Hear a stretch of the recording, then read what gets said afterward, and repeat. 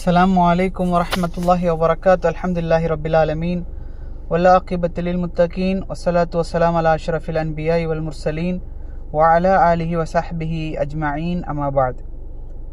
எல்லாம் வல்ல அல்லாஹ்வின் நல்லடியார்களே, ரமலானுடைய 13வது நாளிலே சான்றோர் பாடசாலையினுடைய 13வது வகுப்பிலே எம்புவாழ் தமிழ் சொந்தங்களை சந்திப்பதில் பெரும் மகிழ்ச்சியும் அல்லாஹ்வுக்கு நன்றி செலுத்தியவனாக, உன்னை மறந்து விடாதே என்ற தலைப்பில் இமாம் ஹசன் அல் பஸ்ரி ரஹிமஹுல்லா அவர்கள் கூற தான் கேட்டதாக அபு கஅப் அஸ்தி ரஹிமஹுல்லா அவர்கள் சொல்கிறார்கள், நீ நன்மை ஏவுபவனாக இருந்தால் மக்களில் அதை அதிகம் எடுத்து நடப்பவர்களில் நீயும் இரு, இல்லையென்றால் நீ அழிந்து விடுவாய்.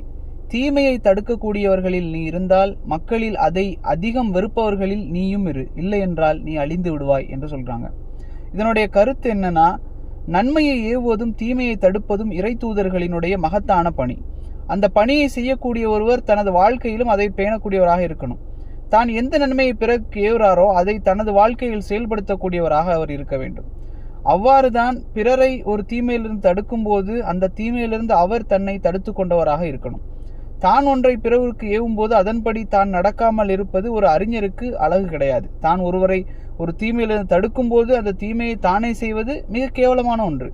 இப்படிப்பட்டவர்களுக்கு மறுமையில இழிவான வேதனை இருக்கு அப்படின்னு சொல்லி நபிமொழி கூறுகிறது.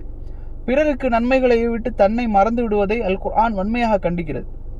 சத்திய அழைப்பாளர்கள், நல்ல அறிஞர்கள், உயர்ந்த கல்விமான்கள், உண்மையான பேச்சாளர், ஆக்கப்பூர்வமான ஒரு சீர்திருத்தவாதி, கண்ணியமிக்க ஒரு ஆசிரியர் தனது வாழ்க்கையை ஒரு முன்மாதிரியாக வைத்திருக்கணும். ஆகவே அவர் பிறருக்கு சொல்வதை முதலில் அவர் செய்ய வேண்டும். பிறரை தடுப்பதிலிருந்து அவர் முதலில் அதை விட்டு விலகி இருக்க வேண்டும். அப்போதுதான் அவனுடைய உபதேசம் நல்ல பலனை தரும். மக்களிடம் நல்ல மதிப்பையும் அல்லாஹ்விடத்தில் உயர்ந்த நற்கூலியையும் அவர் கிடைக்கப் பெறுவார். இப்படிப்பட்டவர்களால் தான் சமூகத்தில் நல்ல மாற்றமும் சிறந்த சீர்திருத்தமும் ஏற்படும். இவர்களால் தான் கட்டுக்கோப்பான ஒரு சமூகத்தை உருவாக்க முடியும். யா அல்லாஹ், நம்மையும் இத்தகைய நல்லோர்களில் ஆக்குவாயாக.